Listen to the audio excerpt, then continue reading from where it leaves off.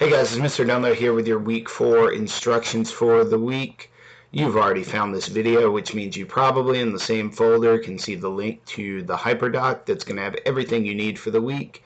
It's going to be streamlined format-wise, pretty much just like the other weeks have been. We've had a lot of success with people turning in their work successfully.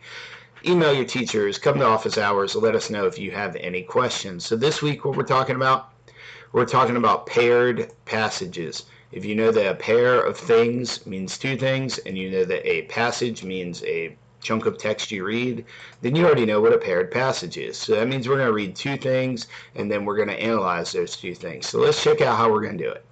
In the Engage section is a link to a video that's a trailer for the story we're reading today. After watching the video, just think about the question, should people always trust what they see? Then in the Explore section, you're going to read a short story called Hallucination, beginning on page 346. What we have here, we have a link to the story itself under number 1. Then under number 2, we have a link to the audio version, which is also available through the online textbook if you know how to log into that. But really, you can get the audio right here, so we tried to save you a login on that. All right, so what you're going to do to complete the activities today, you will read parts 1 and 2 of the story to do this part. Okay, so everybody's going to read parts 1 and 2 of the story if you're doing this part. All right, it says while reading, pay attention, and these page numbers are on the PDF file that's linked to. While reading, pay attention to the details the author gives readers about the unique creatures that Sam encounters. As you read each section, choose 3 margin questions to answer for each part of the story, 6 total. Track your responses to the margin questions using the following link. So this link right here should open up nicely for you to make a copy of a reading guide for the story we're doing today. And if you've watched these videos before, I think I've told you I'm making these on my home computer where I have a lot of things open, so the documents actually load a little slower than they hopefully will for you on a Chromebook. Alright, so the story has 2 parts, parts 1 and 2. You're going to answer 3 questions while you read part 1 out of all of these options. So it looks like a ton of questions, but you're only answering 3 of them in each section. And then choose 3 questions to answer while you read part 2. Alright, and you just do that in your own document. You answer the questions while you read the 2 parts of the story. I put on here, this doc is for jotting notes and answers to these questions that will help you later. You don't need to submit the link to this to your teacher unless you want to share it for help, feedback. Think about it like a real story in class a lot of times, where you would read something and your teacher would ask you to keep a reading guide or whatever the case may be, annotations, while you're reading, and the benefit of that is to do the work, not to be the part that's graded. But if you want to share it with your teacher to get feedback, by all means, go for it. Alright, so then once you read parts 1 and 2 of the story, you're going to log into Achieve 3000 through the Clever portal. If your Clever portal or something like that is working funky from home, email your teacher and let them know what's up. But we're going to assume you guys have done Achieve all year, and there will be an article called What About Blob, which I like the title. There's an old movie called What About Bob, whatever. All right, probably out of you guys' time frame range. So what you're going to do, you're going to read the article and complete the 8 questions in Achieve 3000. You don't need to do the thought question. While you read, focus on the characteristics of the blob and think about how is it similar to the creatures in the story Hallucination, or how is it different. Hopefully these talks of hallucinations and blobs and creatures are intriguing my sci-fi people out there, just people that like cool, weird stuff. I think these are pretty good story, or good story, good article. Alright, so here's what you're going to do. Alright, what you're going to do is you're going to make a Venn diagram comparing and contrasting these 2 things. You're actually not even going to make the diagram. You're just going to fill it out and show us what you know. So the Explain section says, in each of these texts, authors describe physical features and characteristics of futuristic beings. Your assignment is to use text evidence to compare and contrast them. Alright, so as a refresher, I'm going to go over real quick what a Venn diagram looks like. Basically, a 2-parter Venn diagram. The left side is stuff exclusive to this thing. So like this one's comparing apples and oranges. But they said you can't compare apples and oranges. I guess you can. Whatever. Alright. So apples, right, are red, oranges are orange. And yes, we did a very basic illustration of the concept. We already know, you guys know oranges are orange. Apples have smooth skin, oranges have rough skin. I'm not going to read the whole thing to you, but the outside is stuff that's different. The middle is stuff that's shared characteristics from both of them. So apples and oranges are both fruits, they're both food, you can juice both of them, etc., etc. So that's what a Venn diagram is. So now that you've refreshed on that, how are you going to apply it to what you actually do this week? What you're going to do. It says complete the Venn diagram below by clicking and dragging details from text to the appropriate places. Items that the creatures from hallucination and blog have in common, I should say blob, and blob have in common go in the middle section. Alright, so I'm going to write even, I'm going to make this a little more. Click here to open the doc. I'm going to say click here to open the doc to make your own copy. I'm trying to be as clear as possible in the instructions, trying to make y'all's life easier.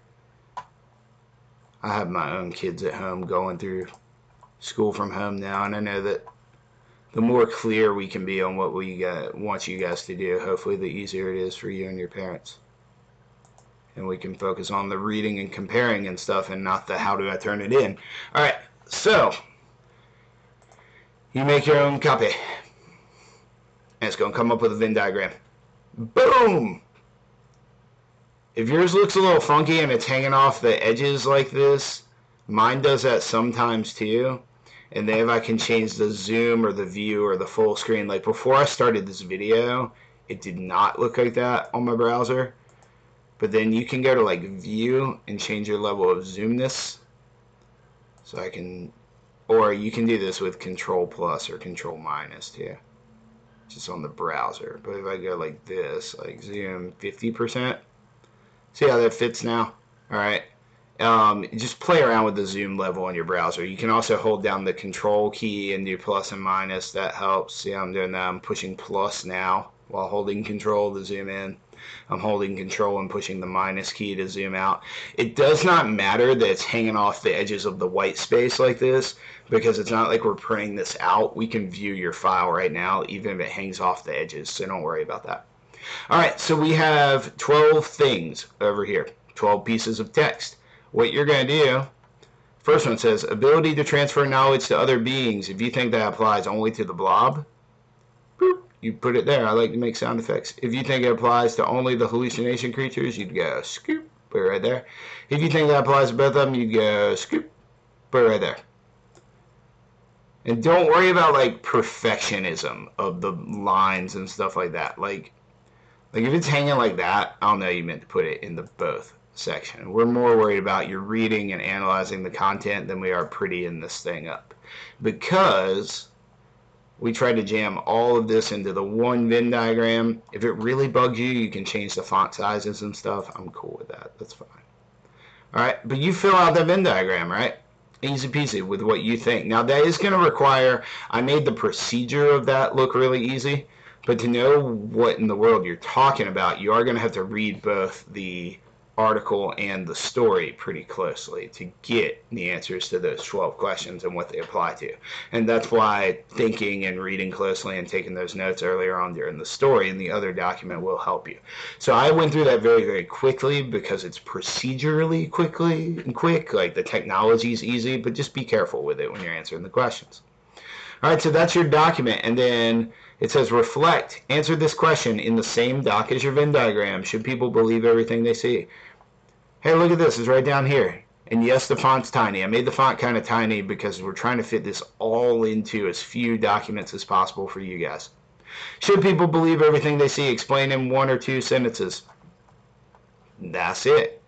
You can use some evidence from the text to help you. And then what you do when you are finished with doing your work. Use the following link to submit your document to your teacher. You need to submit it via this link to ensure your teacher receives your work. We've been having a lot of success with that. A lot of people getting used to this routine.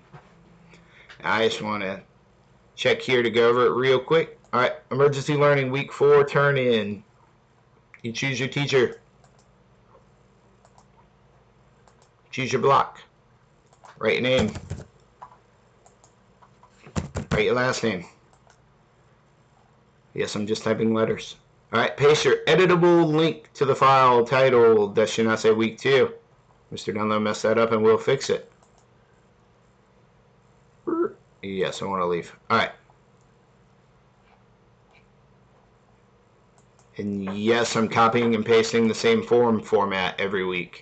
That's why it still says week 2. That's alright. Alright. Because we're trying to do that to make your life easier, to be honest with you. Alright. Copy the file with your Venn diagram. I'm actually just going to say with your work for week 4.